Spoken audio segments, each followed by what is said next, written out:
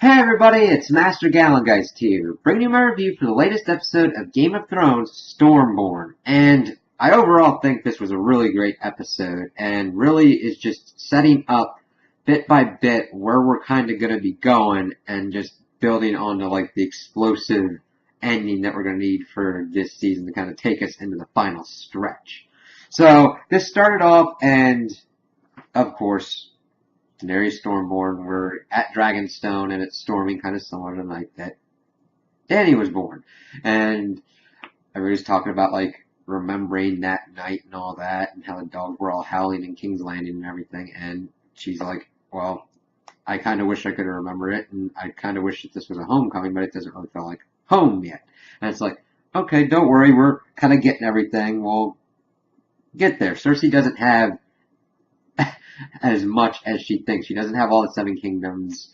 We've got all these allies in Dorne and the Tyrells. We've got all these strong allies in the south, and she starts talking to Varys about that, and I have to thank you for that, and all that. And he's just like, nah, no problems and everything, and then she kind of like starts digging a little bit deeper for him, and talking about how he served her father, and then Robert, kind of like getting his brain behind that idea and figuring out what's going on. He's like, well, Robert wasn't as cruel as the Mad King. Your father was crazy, pretty much, talking about that and how he served Robert because he had two choices, lose his head or serve him. And he wasn't a bad king. He was just didn't want to be king.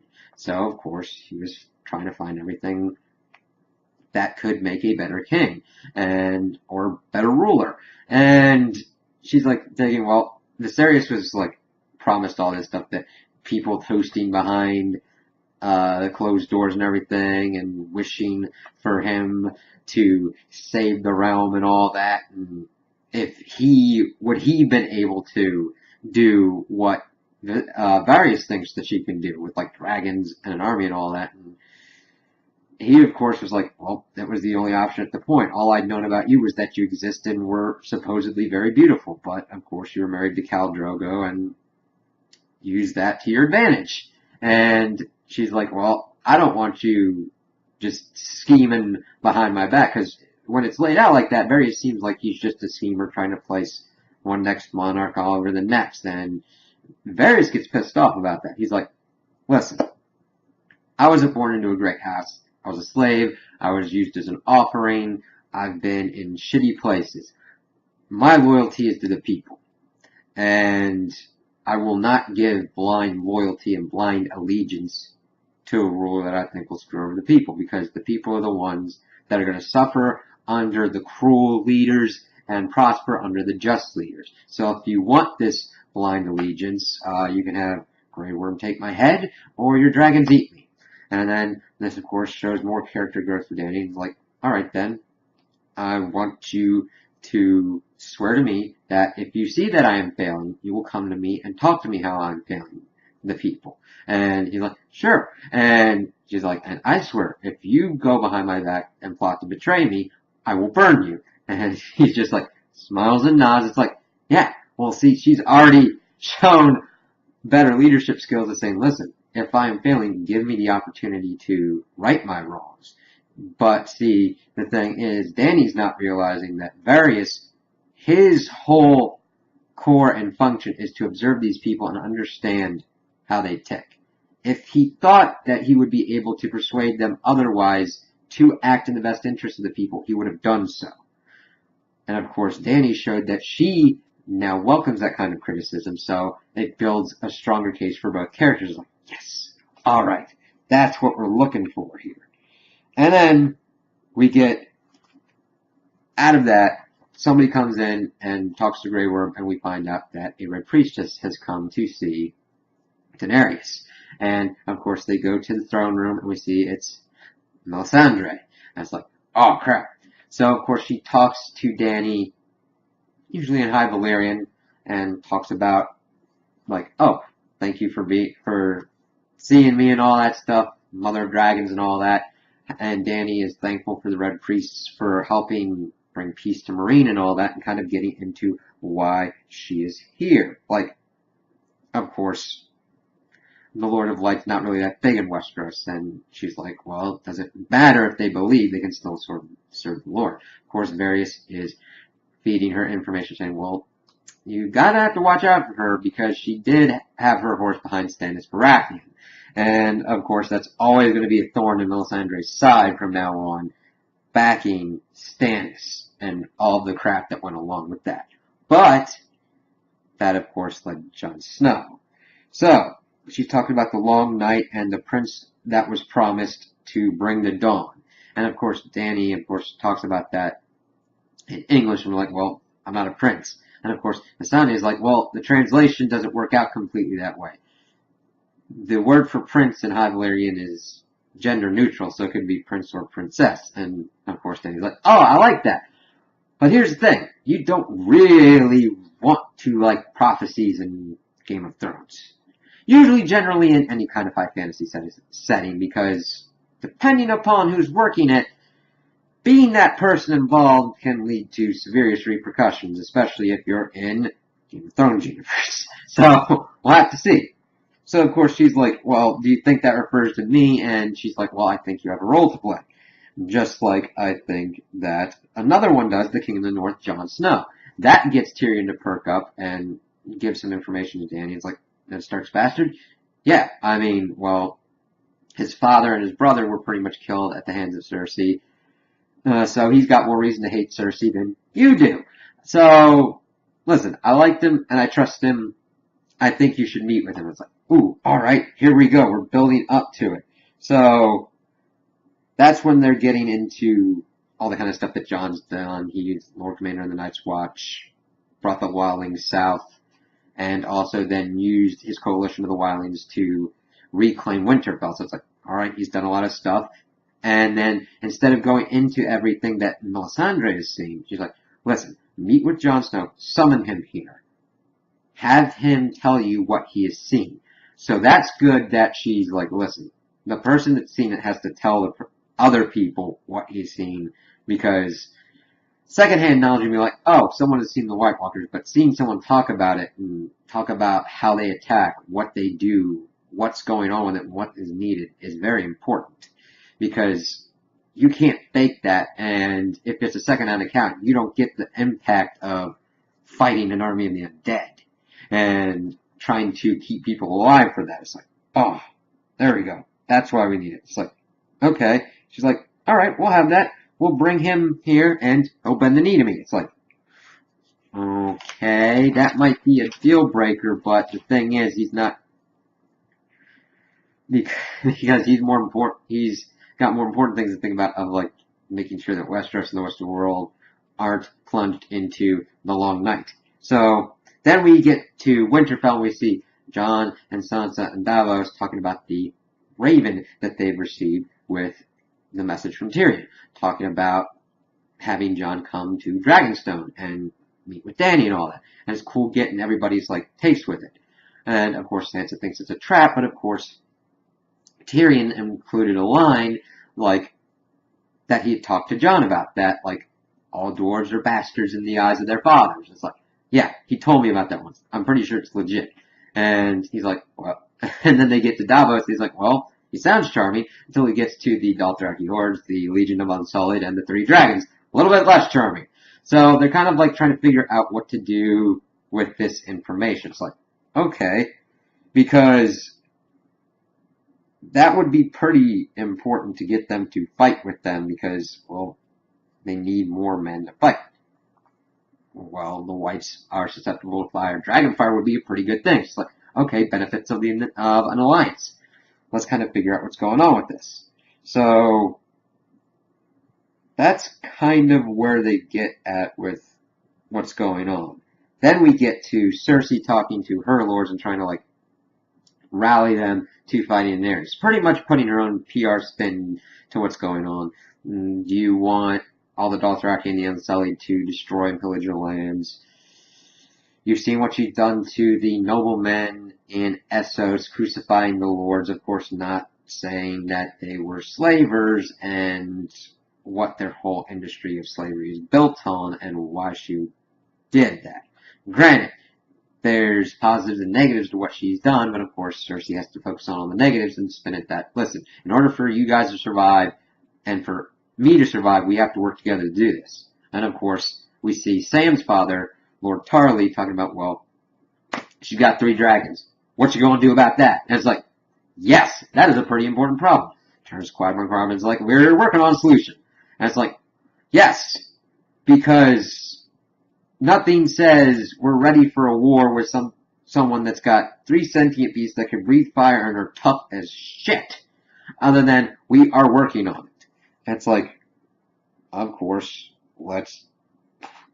that really puts my mind at ease. So of course we get a scene with Jaime talking with Tarly and trying to get him to be like essentially the next Tywin Lannister, the next general on the armies to like marshal everybody and get everything going. But of course he's got conflicts. He has sworn an oath to the Tyrells and doesn't want to wipe them out. And of course that's part of Jaime's thing. You head the army, you wipe out all of our enemies, and you'll be rewarded as warden of the South. Of course, he's got to really think about that and see what to do, because he's known Olenna since they were really young. So, for a while. And he doesn't really want to break his oath and be thought of as an oath breaker. Of course, that's kind of a dig at Jaime because Kingslayer, Oathbreaker, even though the king was trying to kill all the people. So, we'll have to see where that goes and how that's going to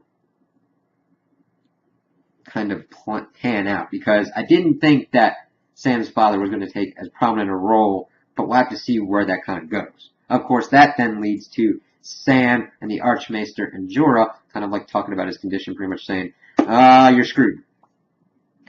And Sam's like trying to bring up Shireen, and he's like, well, do you know the difference between an infant and like a grown man getting grayscale and all that? It's like, no. Listen, he's got about 10 to 20 years to completely live. His mind will be gone in about 6 months. If you were anybody else, I'd ship you out today to Valyria to be with Stonemen, but since you're anointed knight, I will give you a day to do what you do. Looks at his sword, pretty much telling him to kill himself, to save himself from the horror of it. It's like, crap. And of course, Sam learns that his name is Jorah Mormont, and that affects him. He's like, shit. The Lord Commander's family. Holy crap. I gotta do something. I gotta try and save him, of course. Sam then goes off because the Archmaester's left the quarantine zone and is doing other things. So it's like, oh crap, we'll have to see what's going on with that. So then we get to Qyburn and Cersei, and Qyburn's idea of trying to fight dragons. So they're just getting more information, like how Robert took down the trophies and skulls, and Cersei saying he didn't probably want it up there because it would make him seem small. How he would bring his horse down there and probably look at it and be like, I killed all of you and all that kind of stuff. And then they look at this giant skull of Balerion the Dread. And it's like, well, we've got information that spears hurt the dragons in the Fighting Pits of Meereen. So what does he pull out? Pretty much a ballista to shoot dragons. I'm like, okay, that might be your plan. And of course, he has Cersei fire off one of the bolts, and of course it does damage to Balerion's skull, which kind of hurts me because I'm like, it should be in a museum. And of course you have to test that stuff to see if it would hurt dragon bones. And he's like, well, if you can wound it, you can kill it. And I'm like, okay, that'll work, but you need a lot of those because you're going to have to deal with dragon's fire. And armies and all different other kinds of stuff, pretty much trying to take these things out. If Daenerys does not think of anti-air against her dragons, that would be a really inconvenient, like a really convenient character defect and plot hole for that to occur. Because she's been pretty smart up until this point. Now granted, she has not dealt with people using ballistae against her dragons, but you would think, okay, we're coming to conquer this land. They're probably going to try everything they can to take out the dragons, and they're not invincible. I mean, they'll take a lot of damage, but a ballistae is going to pretty much be one of the first things that would come to mind if I had, like, 3 dragons and I was going to use them in the field of battle. Alright. So,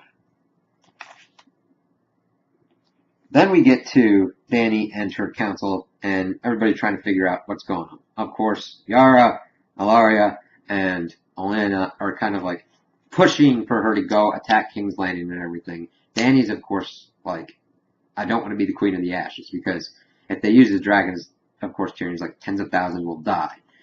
And they're like, oh, you pretty much want to ask nicely and all that stuff? It's like, no, you're being sassy for no other reason. You just want revenge and to kill everybody because you don't give a fuck. Your objective is to do as much harm as possible. Fuck the consequences. Like, no, these guys have to tactically think. And then, of course, we see Tyrion showing what's going on. For King's Landing, we're in a siege with Dorne and Tyrells. If we use foreign troops, that will not do our case any good. It's like, yeah, of course. And then once he starts laying out the plan, he's like, oh, so that's why you need us. So what else are we going to do? Well, while that's going on, we'll take the Unsullied and go around and take out Casterly Rock. And then they're like, okay, I can get down on this plan. That's good. Let's go for this. And, of course, they were like giving shit to Tyrion and all that because they think that Dany should be the one just completely talking to him because, of course, Alaria is pissed off because Oberyn died fighting for Tyrion, but of course the main reason Oberyn died was because he lost focus. And of course you lose focus in battle for a minute and the mountain takes his advantage. And of course they're just like thinking he's being too clever for what he is, and it's like, okay, yeah, but he's the one that is best able to bridge the gap between nobles and commoner because he works in that kind of realm. He understands how it affects people and understands what tactics would best kind of like fit in there. It's like, yeah, it's kind of cool seeing just all these different characters that you haven't seen in the books kind of finally interacting and seeing how they kind of like bounce off of each other. So they've got their plan laid out, and Dany wants to talk to Olenna, and she pretty much tells her to not act like a sheep, that all the commoners, all the nobles are just sheep. You're a dragon, be a dragon. It's like, it's dangerous. That's, you're thinking in how the Game of Thrones is usually played, Olenna. She has come to break that. Granted, like everything else is a cycle, it'll probably return again. But she's coming here to destroy that. She's coming here to bring a more just kind of working to Westeros. Will she succeed? That's what we'll have to see. So, of course, she gets through that, and we then get the scene of Grey Worm and Missandei. And this was pretty cool to develop them because usually in the books you don't get that much with them. It's like, oh, okay.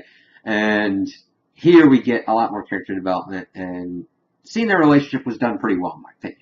Because Grey Worm wasn't going to say goodbye to her, and him telling her why, that she was his weakness, that in the training of the Unsullied, they're trained to, like, fight against their weaknesses. He didn't have a weakness until he met her. And of course, he kisses her, and they get ready to, like, Missandei disrobes, and she takes off his shirt, and she's going to take off his pants, and first he's like, no, and she's like, I want to see all of you, and then of course does, and they go, and he, of course, does oral on her, and it's like, okay, that's alright, and I'm like, yeah, because, just because you've been made a eunuch doesn't mean you can't do things, that you can't be in a relationship like that you can't do certain things and feel certain things for other people, that you, even though you've lost yourself down there, you could still be a man. And of course this is important because this is one side that is shown in the episode while we see another side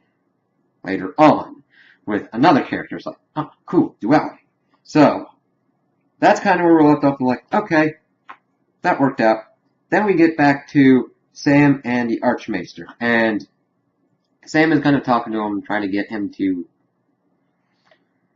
tell him more about kind of like the treatment of grayscale and kind of like put more of his ideas. Of course, the Archmaester is busy trying to like he's talking to him and gathering books, trying to make a history of like the wars after the death of Robert I, and of course, he gives him the title and says like, it could be a little bit more poetic. He's like, we're maesters. We're not supposed to be poets. Walking off, and of course he's like, well, I think I might have found a cure for Sir Jorah's grayscale. I saw this like maester's work, and there was like 2 cases. Like, yeah, I know about his work and all that. I'm very familiar with Pylos' work. You know what he died of? Grayscale. Yeah. So it didn't really work out that well for him. But Tanner's just like, okay, we'll have to see kind of what's going on with that. So, of course, this leads us directly into the next scene where Jorah's pretty much writing out a suicide letter to Khaleesi, to Dany. Of course, Sam comes in and says, alright, I'm going to try something on. I'm going to try and cure you, okay? You are related to the Lord Commander, and I'm not going to let you die. And it's cool seeing that still affect Sam to this day, and see him doing things that he normally wouldn't. He started out very timid and unsure of himself, and now he's taking risks. He's breaking into places that he shouldn't be breaking into. He's going under cover of night to do procedures that he is neither, like, allowed to do, nor knows completely how to do, and it's just like, screw it. Sometimes you gotta take risks and do what's right to try and help somebody. So, of course, he's like, alright, I kinda saw this thing. I'm gonna have to cut off, like, the infected layer and apply this ointment and see if this works. Drink all this rum, fight on this thing, please don't scream, I'm not supposed to be here. And just seeing it, it's like, and seeing Jorah's pain, it's like, okay, that's done, let's keep going. It seems like this fucking sucks, and Jorah's like, yeah, try beat me. So, we'll have to see what happens with that, and if Jorah becomes cured, if he's cured long enough to help Dany out, and what's going to come of this, because it's got to be important for some reason, otherwise they wouldn't be shown, and it's got to be connected to either helping Dany out or doing something against the White Walkers. We'll have to see what goes on with that, so yes. Alright.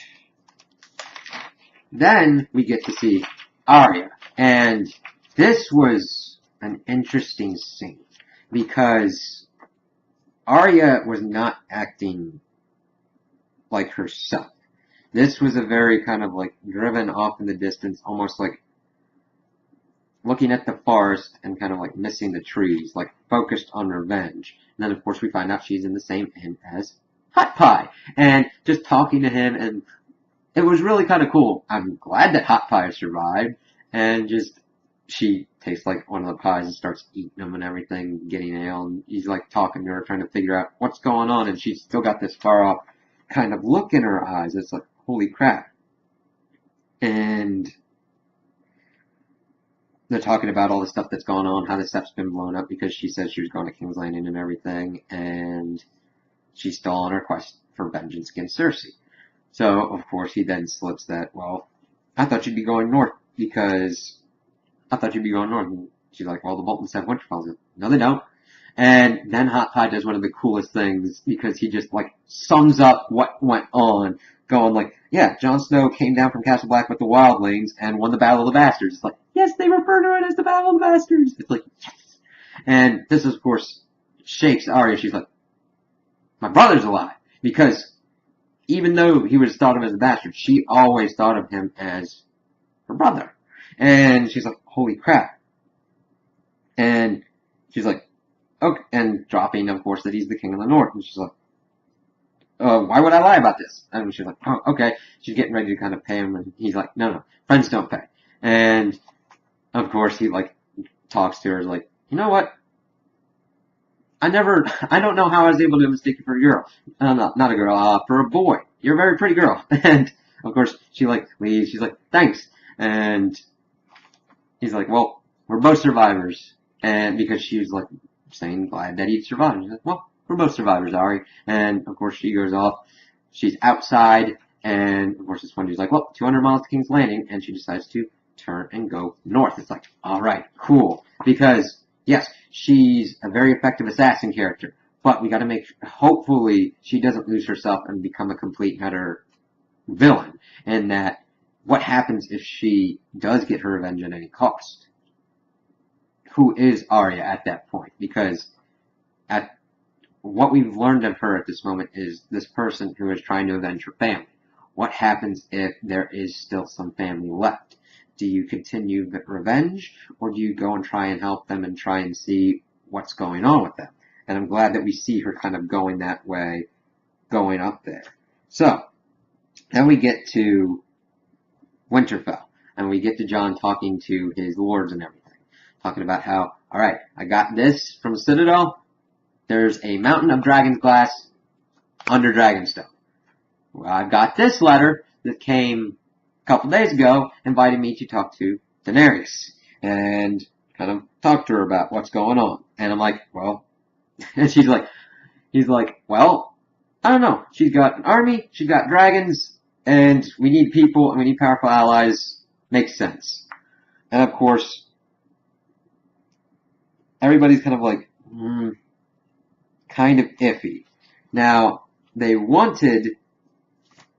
he's saying that him and Davos are going to go to White Harbor, sail tomorrow, it'll all be hunky-dory. Of course, Sansa's like, don't you know what the Targaryens did? Killed our grandfather. She's just here to reclaim the Seven Kingdoms. It's a trap. Don't do it. And of course, all the rest of the lords, like, the Lord from the Eyries, like, don't do it. It's a trap. Why are you trusting Tyrion? Don't trust the Lannisters. All that stuff. We see, of course, Lord Glover saying the same thing. Your brother went south and died and lost the war. Of course, Lady Mormont is like, we need the king in the north. And of course, he's talking, listen, I'm trying to do what's best for the north. Against all odds. But the odds are against us. We need more people. We need more and powerful allies. We need this. We need the weapons. We need everything. Of course, Sansa's like, send an emissary. But he's like, listen. And of course, some might take this as more arrogance on Jon's part, but I don't think so. He's just thinking tactically. He's like, listen, you don't send an emissary. She's a queen. You need to send a king to talk to her about it. Otherwise, anything else is like, I'm too important here. You know what I mean? That's what other monarchs usually think of. He's going to make sure that this works out the first time if he can do it. And he's like, well, it's going to be fine because you're going to be in charge to make sure everything's good until I return. It's like, alright, give Sansa that power. Hopefully, she's able to effectively combat Baelish because she looks at Baelish, Baelish looks at her, we get Brienne looking at her, and also we get Sir Davos looking at her as well, like, wonder how this will go, because Sansa's got the support system in place with, like, Brienne. I think she can be pretty well at dodging whatever Baelish is trying to accomplish. Because granted, I think that he is trying to pretty much take down Seven Kingdoms and have himself be on the Iron Throne with Sansa as his de facto Catelyn. So, that's kind of what I'm thinking at the moment. Now, of course, it could go on further and we'll see what his true motives are. That's what I'm really interested in seeing. So, of course, we kind of get everybody locked in like that, and we're just kind of like seeing where this is going to go. Let me see here.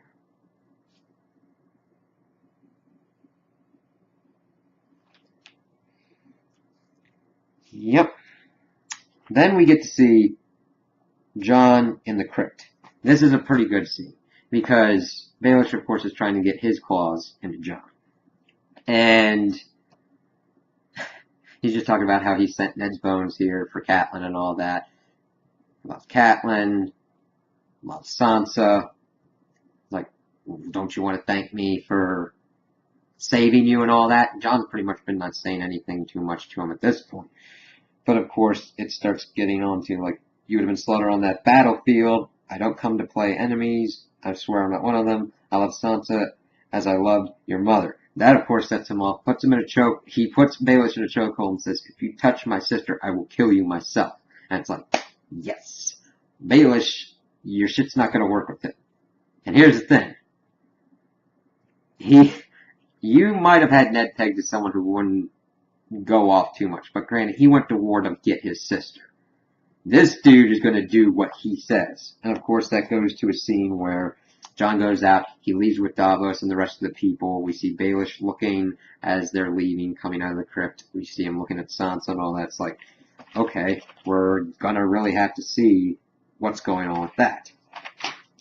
So, then we get to kind of last important scene to deal with in the north. We see Arya in the woods by herself, and we hear strange noises going on. And at the next point, she is surrounded by wolves, and we see her direwolf, Nymeria, come up and is growling at her, and Arya is like, "Oh my God, it's you!" And she's like, "Listen, it's me. Come with me.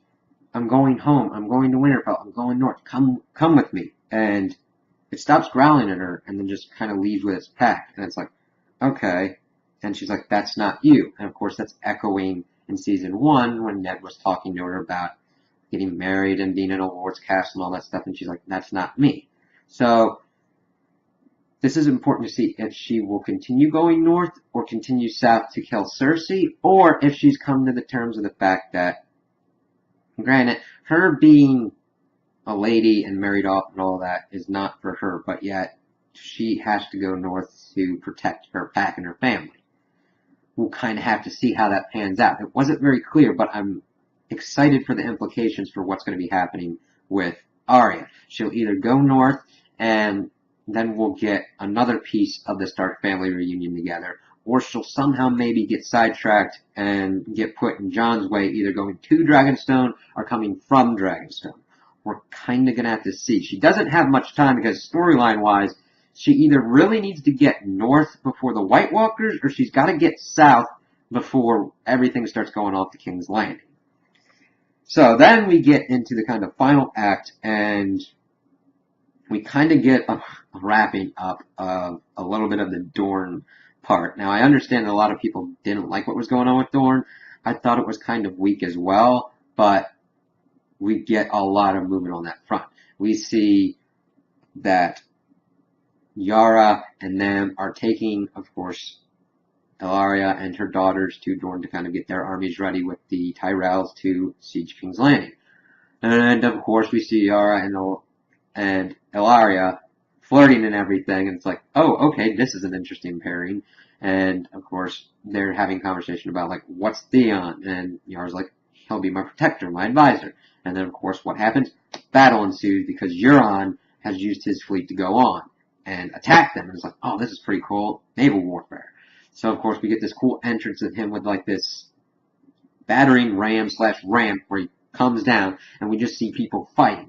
And it's like, holy crap. One of the Sand Snakes, of course, goes down to protect Ellaria, while Yara, Theon, and the other 2 Sand Snakes are fighting. And, of course, the other 2 Sand Snakes go up against Euron, and he severely kicks their asses and kills them. Because, now granted, they got their licks in, but they weren't as fleshed out as they could have been, and, like, this is kind of the best case scenario of them going out fighting like this. Ellaria and her daughter were then captured by the Iron Men, being the gift, I think, that Euron was trying to get for Cersei, getting the person that killed her daughter. I'm like, that's actually a pretty good gift. I don't know how he figured it out and what was going on, but of course he's coming from King's Landing. They were sailing around King's Landing while this was going on, and bound to happen. So of course, we get Yara fighting Euron, and Yara is defeated, and we see that Theon was fighting as well, and we get, of course, that part that I was talking about where we see the duality with, like, Grey Worm being the man that he is and trying to be what he believes a full man is, and Theon, who has had his sense of being a man and being a person completely destroyed.